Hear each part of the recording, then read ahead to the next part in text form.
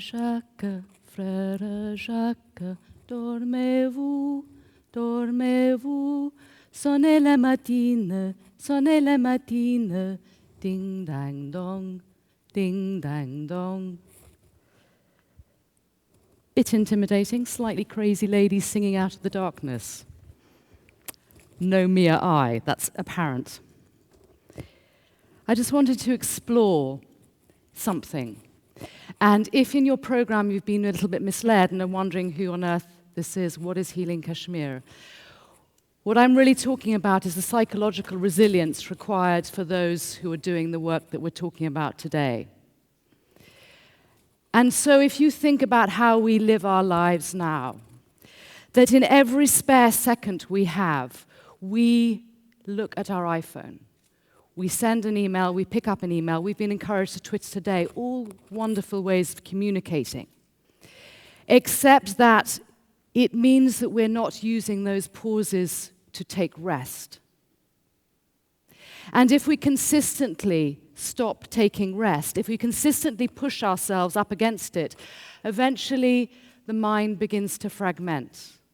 And that's just the way we're living our lives here in the West, in the free West.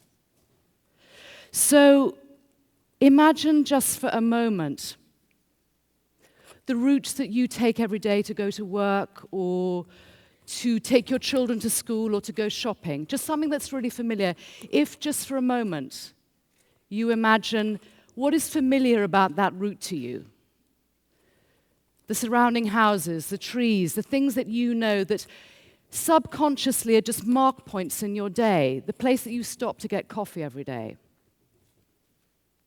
And now imagine that in order to take part of that route, you run the risk of going through crossfire.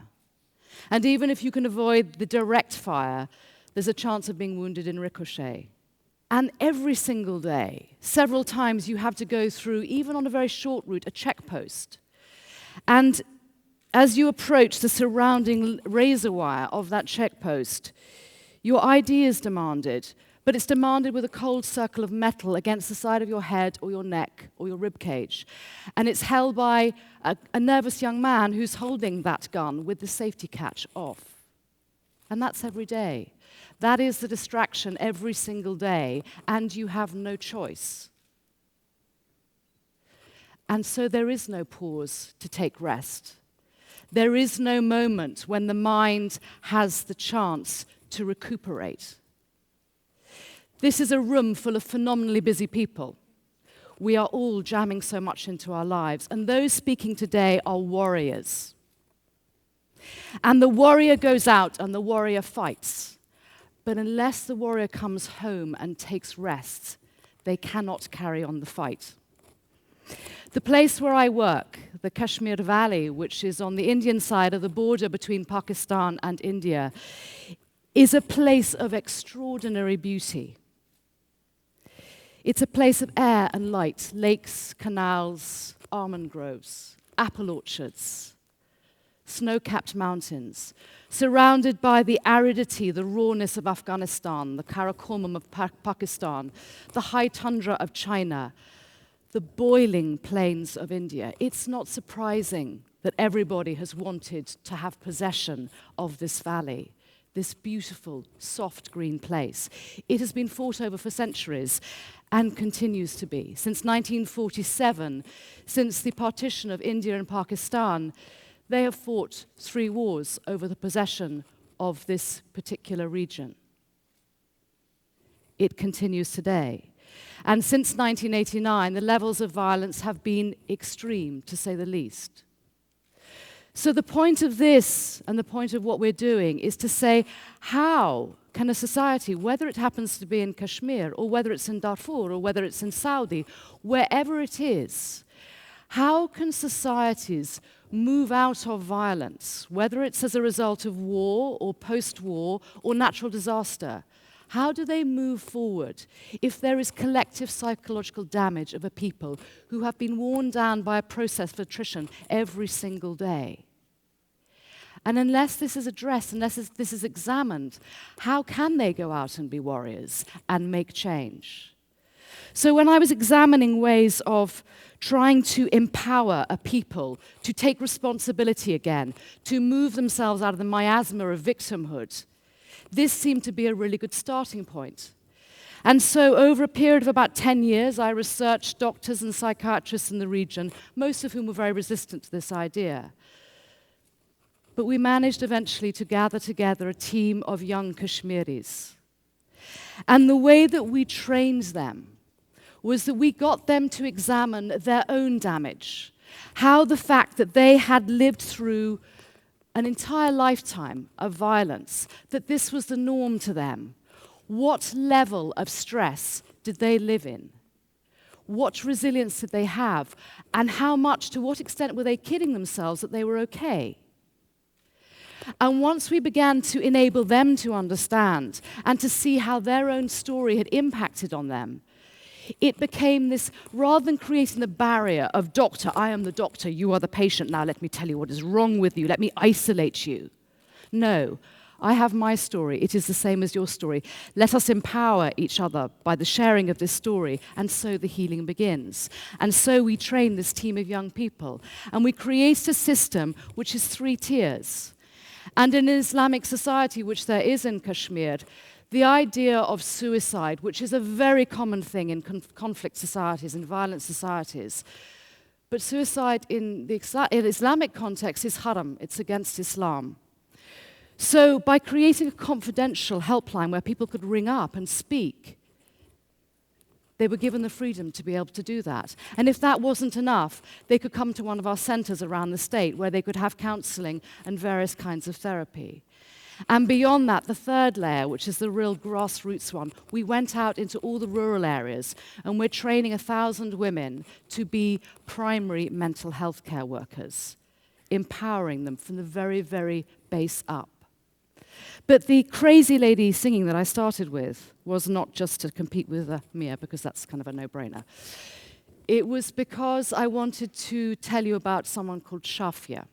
When I was researching this, going out to the villages and working in very, very basic little rooms on the sides of hospitals, I realized and began to recognize increasingly the stigma attached, a stigma everywhere. Mental health, depression, breakdown, it's stigmatized still all over the world, but especially so in societies like Kashmir. And for a woman, a young woman in a rural village, to admit to being psychologically damaged is like branding herself, saying, I'm unmarriageable, I'm tainted goods. So Shafia had witnessed at the age of 15, 3 years before I met her, her brother being shot. And she ran out into the street, and she tried to, with both her hands, stem the flow of the blood from his neck, from the entry and exit wound of the bullet that killed him. And she held him as the lifeblood pumped out of him. And it seemed to people that Shafia was okay because she mourned with the rest of her family, and then apparently she was able to carry on, except that she couldn't, because she would lie awake at night with her eyes open, because if she closed her eyes, she saw again and again what we sometimes call now post-traumatic stress disorder, again and again played out what had happened to her brother. And then it began to enter into her waking time. So her dreams became her waking dreams. And Shafia not only was suffering from sleep deprivation, but she began to have anxiety attacks as well. She couldn't leave the house. Her whole way of being broke down. And I met her at the bus stand, and she told me that she wanted to speak with me. And we found somewhere that we could go and sit, kind of behind a tree, behind the bus stand. And the thing that I recognized in Shafia, which is the key of so much of what we do, and the key, actually, to our being. Shafia wasn't really breathing. She'd been holding her breath since her brother had been killed, as the majority of people in Kashmir have been holding their breath for 23 years.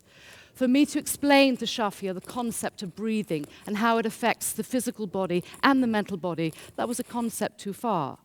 So in a very musical tradition, I appealed to her and asked her about childhood songs that she maybe knew and remembered. But that was too much, that was too ambitious as well. And so I asked her if she would mind if I sang her something that I used to sing when I was young with my sister. And so line by line, we went through Frère Jacques, Brother Jack. Dormez-vous? Are you sleeping? Sonnez la mattina, ring the morning bells. Ding, dang, dong. Shafia loved ding, dang, dong. That sort of got her. I got her with ding, dang, dong. And line by line, she learnt it. And it got to the stage where she was able to sing it with me. And once she'd been able to sing it with me, we then even began to sing it as a round. And once Shafia had started singing, she began to breathe, because you can't really sing and not breathe. And once she was able to recognize how the breathing affected her and relaxed her, she was able to tell her story, and so her healing began. It is an enormous issue, keeping people psychologically strong, armoring warriors to go out for the fight. It's huge. But the process of keeping those warriors strong can start with something as simple as a song. Thank you very much, San Francisco Freedom Forum.